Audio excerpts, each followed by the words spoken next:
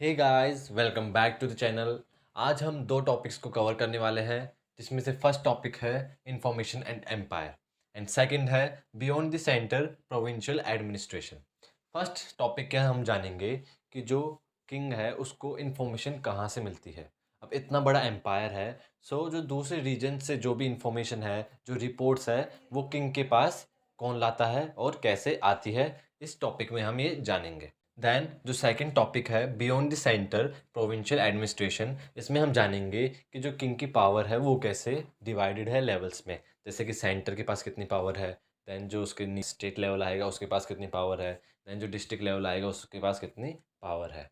So let's start.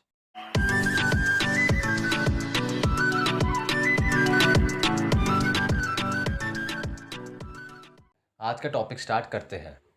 The Mir Bakhshi supervise the corps of court writers.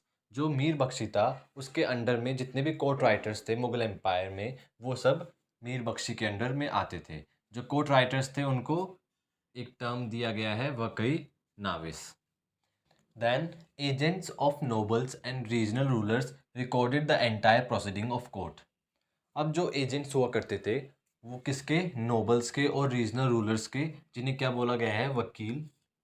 Record the entire proceeding of the court. जो भी court के अंदर events होते थे उनको रिकॉर्ड करते थे। अब रिकॉर्ड किस में करते थे, अंडर द हेडिंग, एक हेडिंग के अंडर वो रिकॉर्ड किया करते थे, जिसे बोला गया है news from the exalted court. मतलब कि कोर्ट के अंदर जो भी न्यूज़ चल रही है, जो भी प्रोसीडिंग्स हो रही है, वो सब रिकॉर्ड किया करते थे। और उसके साथ में डेट और टाइम भी मेंशन किया करते थे कि कब हुआ और कौन से टाइम पर हुआ, जिसे क्या बोला गया है, पहर।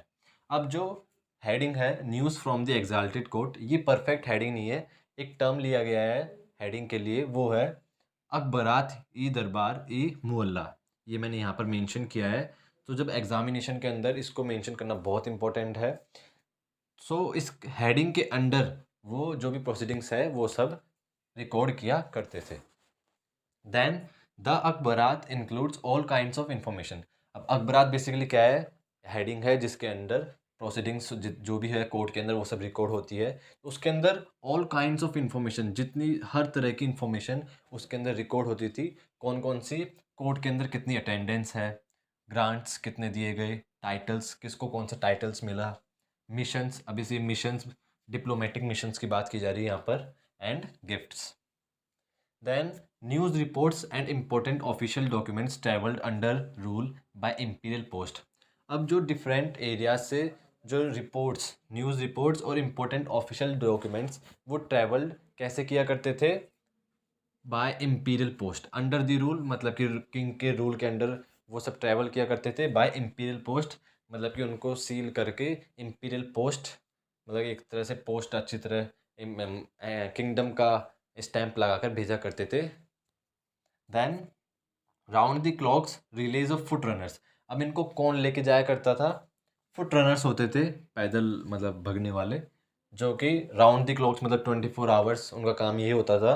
और किसकी तरह, रिले, जैसे रिले रेस होती है, एक के पीछे लोकेशंस होती है, सब अपने अपने पोजीशन पे खड़े रहते हैं, वो एक दूसरे को पास कर देते हैं, वैसे ये भी एक दूसरे को पास कर देते हैं जो भी न्यूज़ है, जो भी डॉक्यूमेंट्स है।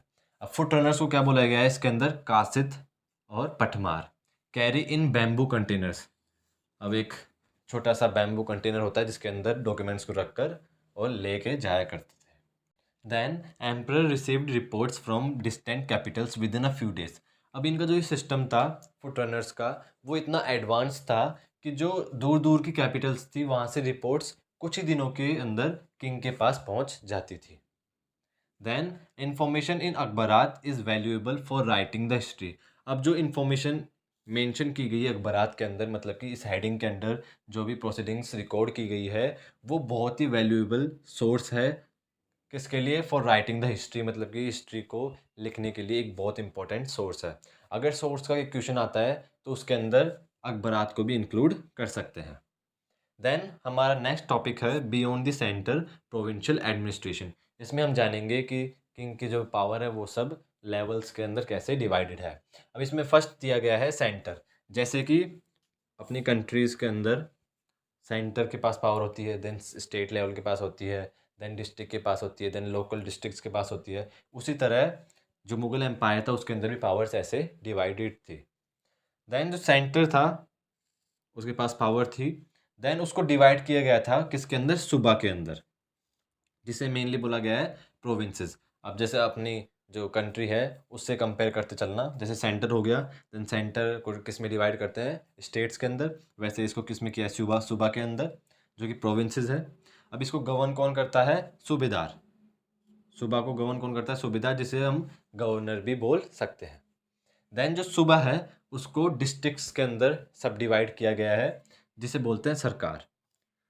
अब एग्जामिनेशन के अंदर आपको ये जो वर्ड्स दिए हैं, सूबा, सरकार, ये सब स्पेशली अच्छी तरह मेंशन करना है। ये डिस्ट्रिक्ट्स और ये प्रोविंसेस तो समझाने के लिए यूज़ किए गए हैं, लेकिन जो मेन वर्ड है, सरकार हो गया, सूबा हो गया, सूबेदार, ये वर्ड्स यूज़ करने हैं। देन डिस्ट्रिक्ट को कौन कंट्रोल करता है, फौजदार। फौजदार के अंदर क्या क्या आती है, अंडर कैवेलरी एंड सोल्जर्स। अब फौजदार मेनली जो मिलिट्री कमांडेंट्स होते हैं उनके लिए बोला गया है। देन जो डिस्ट्रिक्ट्स हैं उनको सब डिवाइड किया गया किसके अंदर, परगाना के अंदर, जिन्हें सब डिस्ट्रिक्ट्स भी बोल सकते हैं। अब परगाना के अंदर 3 ऑफिसर्स आते हैं मेन, जिसमें से फर्स्ट है कानूनगो, जो कि कीपर है ऑफ रिवेन्यू रिकॉर्ड्स, मतलब कि रिवेन्यू रिकॉर्ड्स को रखता है अपने पास। देन सेकंड है Chaudhary, incharge of revenue collection का इंचार्ज है ये। देन थर्ड है काजी। पिछले वीडियो में हमने जाना है कि काजी कौन होता है, जो कि लोकल जजेस को अपॉइंट करता है, वो काजी होता है। देन पर्शियन लैंग्वेज को एडमिनिस्ट्रेशन लैंग्वेज बना दिया था, ये हमने पुराने वीडियोस में भी पढ़ा है। Then village accounts, local languages used. अब जो विलेज अकाउंट्स मतलब कि लोकल विलेजेस है, वहाँ पर लोकल लैंग्वेज यूज्ड की जा रही है, मतलब कि वहाँ पर लोकल लैंग्वेजेस को अलाउ किया जा रहा है किंग के द्वारा। Then zamindars versus state, important line, क्योंकि उस टाइम पर जैसे कि हमें पता है कि ज़मींदार बहुत पावरफुल हुआ करते थे, उनके पास अपने फोर्ट्स थे, अपनी आर्मी थी और वास्ट लैंड थी उनके पास। सो उनको वो कभी कभी स्टेट की अथॉरिटी को भी चैलेंज कर देते थे, किसके ऊपर, on the authority and the share of resource, मतलब कि पावर के ऊपर और शेयर ऑफ रिसोर्सेज, इनके ऊपर वो किंग से कभी कभी फाइट, मतलब कि एक तरह से फाइट रियली में नहीं, मतलब कॉन्फ्लिक्ट और टेंशन्स बनी रहती थी दोनों के बीच में। आई होप ये टॉपिक आपको अच्छी तरह समझ में आया होगा।